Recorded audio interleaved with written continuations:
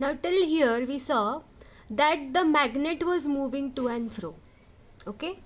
But for magnetic flux, it is not necessary that always the magnet has to move. There should be a relative motion between coil and the magnet so as the flux will change. We want the change in the flux. So not necessary that magnet has to move every time. If the coil moves instead of magnet, we will get the same effect. So, or both coil and magnet can move to give the same effect. The result that we want, the main thing that we want is the change in the magnetic flux, which can be obtained by the motion of only magnet or motion of coil or both. So look at the fourth point. Instead of magnet, if coil is moved towards or away from the magnet, similar effect is observed. That is, induced current is produced in the coil. So, current will be induced only if there is change in magnetic flux. And magnetic flux can be obtained when there is relative motion between coil and the magnet. Not necessary only one has to move. If coil moves instead of magnet, the magnet is still, and the coil, if we move the coil to and fro, we will get the same effect. That is, we will get induced current in the coil. Look at the fifth point now. If the polarity of magnet which is moving to and fro is changed, the direction of induced current in the coil is also changed.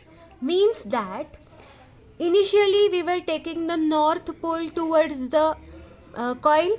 So what was the effect? Initially we were moving the north pole of the magnet towards the coil, and when we moved the north pole of the magnet towards the coil, the current was set up in the anticlockwise direction. Now suppose instead of north pole we will move the south pole towards the coil. Now what will happen? When we move the south pole towards the coil, the current will be set up in the clockwise direction. So if the polarity of magnet which is moving to and fro is changed, the direction of the induced current in the coil is also changed. The induced current also depends on the number of turns in the coil.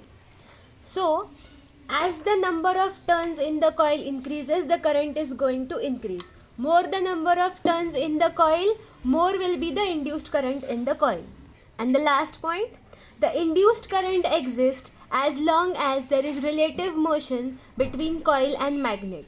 Means, when there is relative motion between the coil and the magnet, only then the magnetic flux is going to change, which will result in the induced current.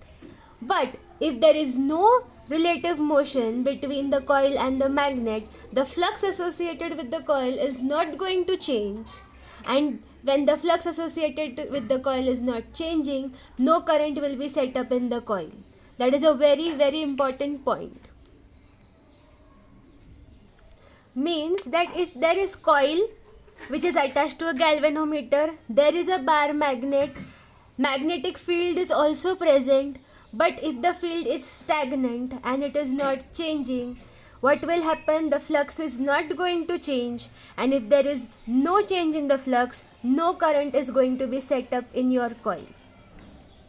So for getting induced current, it is very important that your coil or the magnet has to move so that there will be change in the flux. One more important thing is that when we move the coil or the magnetic north pole towards the coil, current is set up in the anti-clockwise direction. When we bring it away from the coil, current is set up in the clockwise direction. So this current is not like the direct current, which is constantly moving in the same direction. There is a difference. That is, when we move the magnet towards the coil, current is set up in the anti-clockwise direction. When we move it away from the coil, it is set up in the clockwise direction. So the direction of the current is changing alternately. This is not direct current. The direction of the current is changing alternately. So it is similar to the alternating current that we have, or with the electricity that we use.